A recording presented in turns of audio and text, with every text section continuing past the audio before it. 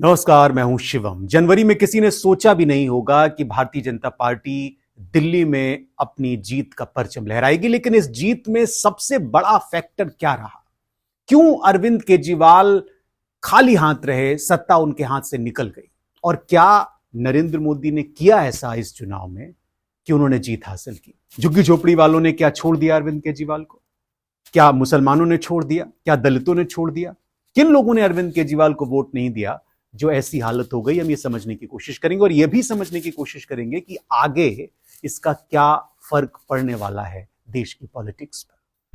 दिल्ली विधानसभा चुनाव में, जो कि आप जानते हैं कि 27 साल के बाद भारतीय जनता पार्टी सरकार में आ रही है। पार्टी ने 70 में से 48 सीटों पर जीत हासिल की और यह बड़ी कामयाबी है बीजेपी की। लगातार चौथी बार दिल्ली की कुर्सी पर बैठने का सपना आम आदमी पार्टी सजा रही थी, लेकिन वो सपना सपना ही रहा। वो हार गए और सिर्फ 22 सीटें उन्होंने जीती इस चुनाव में, यानी एक तरफ 48, एक तरफ 22। 2015 में जब चुनाव हुआ था तो यही आम आदमी पार्टी 67 सीटें जीती थी, 20 में 62 सीटें जीती थी। साल 98 और 2013 तक, यानी 15 सालों तक दिल्ली की सत्ता पर जो कांग्रेस रही थी वो लगातार 0 पर सिमट गई, यानी 0 सीट उसको मिली। कोई सीट वो 3 साल से नहीं जीत पाई, लगातार 3 चुनावों में। बीजेपी में अगर आप देखें तो पिछले कुछ वर्षों में 34 से 38% का एक स्थिर वोट शेयर बनाए रखा था, ये उसकी कामयाबी थी। लेकिन ये जो चुनाव है 25 का चुनाव, इसमें उसको 45.6% वोट मिले, यानी उसने ठीक ठाक गेन किया। जबकि आम आदमी पार्टी का जो वोट शेयर था उसने 10% का गोता लगा लिया, 53.6 से 43.6 पर वो आ गई। और वही कांग्रेस के वोट शेयर को अगर आप देखें तो 2020 में ये 4.3% था, जो अब बढ़कर 6.3% हो गया, यानी कांग्रेस ने थोड़ी सी प्रतिशत में बढ़ोतरी की। लगभग सभी विधानसभा क्षेत्रों में अगर आप रिपोर्ट देखेंगे, आंकड़े देखेंगे, तो आम आदमी पार्टी का प्रदर्शन निराशाजनक रहा है। पिछले विधानसभा चुनाव के आंकड़ों को अगर आप कंपेयर करते हैं इस चुनाव में, तो आपको 65 सीटों पर वोट शेयर का नुकसान झेलना पड़ा है और पार्टी को सिर्फ 5 सीटों पर ही वोट में बढ़ोतरी दिखाई दे रही है, जहां उसने पहले के मुकाबले बेहतर प्रदर्शन किया। वहीं अगर आप बीजेपी को देखें तो 59 सीटों पर अपना वोट शेयर बढ़ाने में बीजेपी कामयाब रही। सिर्फ 7 सीटें ऐसी हैं जिस पर बीजेपी का वोट शेयर नीचे गया, उसने डिप किया। आम आदमी पार्टी के जो वोट शेयर की बात की जाए तो उसमें सबसे ज्यादा गिरावट जो है वो ओखला में हुई, संगम विहार में हुई और मुस्तफाबाद में हुई। ये महत्वपूर्ण सीटें हैं, मुसलमानों की, दलितों की सीटें। सभी तीनों सीटों पर 2020 में 50% से ज्यादा वोट शेयर हासिल किया था आम आदमी पार्टी ने, 50%, आधे से ज्यादा। जिन सीटों पर इसका वोट शेयर बढ़ा उसमें बदरपुर है, गांधीनगर है और सीलमपुर है। यहां पर आम आदमी पार्टी को थोड़ा फायदा मिला। 2020 में 48 सीटों पर 50% से ज्यादा वोट शेयर था आम आदमी पार्टी का। इस चुनाव में उसे सिर्फ 12 सीटों पर 50% से ज्यादा वोट मिले हैं, यानी आम आदमी पार्टी को इस लिहाज से भी काफी नुकसान झेलना पड़ा है इस चुनाव में। दिल्ली विधानसभा की जिन सीटों पर सबसे ज्यादा झुग्गी झोपड़ियां हैं, वहां पर साल 2020 में आम आदमी पार्टी का जो वोट प्रतिशत था वो ठीक ठाक था, वहां ज्यादा वोट मिले थे। लेकिन इस विधानसभा चुनाव में, 2025 के विधानसभा चुनाव में, यह तस्वीर एकदम पलट गई। दिल्ली में 675 स्लम कॉलोनियां हैं जहां 3 लाख परिवार रहते हैं। ये स्लम कॉलोनियां करीब करीब 62 विधानसभा क्षेत्रों में फैली हुई हैं पूरे दिल्ली की। इन 62 में से 10 विधानसभा सीटों पर इस आबादी का करीब करीब 40% हिस्सा है जो वोट करता है।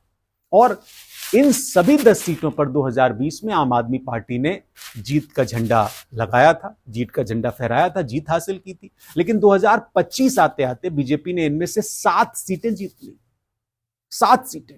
और सबसे ज्यादा झुग्गी झोपड़ियों वाली जिन सीटों पर बीजेपी को जीत मिली है, उन सीटों में मोती नगर की सीट है, वजीरगंज और मॉडल टाउन भी शामिल है। यहां पर सबसे ज्यादा वो जीती। कांग्रेस 67 सीटों पर अपनी जमानत गंवाने के बावजूद 14 सीटों पर आम आदमी पार्टी का खेल बिगाड़ने में कामयाब रही। 14 सीटें ऐसी थी जो खेल कर गई, जहां पर कांग्रेस, आसान शब्दों में कहें तो जिन 14 सीटों पर आप दूसरे और कांग्रेस तीसरे नंबर पर रही है, एक सीट पर कांग्रेस दूसरे नंबर पर रही है और आप तीसरे नंबर पर रही है, यहां पर इसका जो वोट शेयर है वो विजेता उम्मीदवारों की, जो जीते हैं उम्मीदवार बीजेपी की, उनकी जीत के अंतर से ज्यादा है।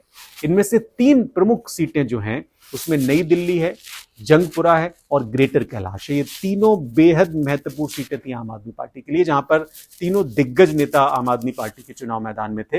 बीजेपी उम्मीदवारों से ये नेता हार गए। नई दिल्ली सीट पर प्रवेश वर्मा, जो कि पूर्व मुख्यमंत्री साहब सिंह वर्मा के बेटे हैं, वो आम आदमी पार्टी के सुप्रीमो अरविंद केजरीवाल को हराने में कामयाब रहे। वहां पर उनका 6.6% वोटों का अंतर था हार जीत का। यहां कांग्रेस के जो संदीप दीक्षित का वोट शेयर था वो 7.4% का था। इसी तरह से जंगपुरा की एक सीट है, मनीष सिसोदिया बीजेपी के उम्मीदवार थे, 0.8% पॉइंट वोट के अंतर से वो ये सीट हारे हैं। और यहां पर कांग्रेस का जो वोट शेयर है वो 8.6% का था। दूसरी तरफ ग्रेटर कैलाश की एक सीट है, जहां पर सौरभ भारद्वाज बीजेपी की शिखा राय से सिर्फ 3% के अंतर से हार गए। यहां पर कांग्रेस का जो वोट परसेंट था वो 6.4% का था। मुस्लिमों की खासी आबादी वाली जो सीट थी मुस्तफाबाद, यहां से बीजेपी के मोहन सिंह बिष्ट ने 42% वोट शेयर हासिल किया। और यहां पर जो आम आदमी पार्टी के प्रत्याशी थे जिनका नाम आदिल अहमद है, वो दूसरे नंबर पर रहे। और एआईएम के जो कैंडिडेट थे ताहिर हुसैन, वो आम आदमी पार्टी के पूर्व पार्षद भी थे, उन्होंने 16.6% वोट हासिल किए। यानी एक तरह से ये भी आपके लिए खतरनाक साबित हुआ। जबकि इस सीट पर जो जीत का अंतर है वो 8.7% के आसपास था। तो ये आंकड़े गवाही दे रहे हैं कि दिल्ली में हुआ क्या। विपक्ष ने दिल्ली में आम आदमी पार्टी की हार के लिए कांग्रेस को जिम्मेदार ठहराया।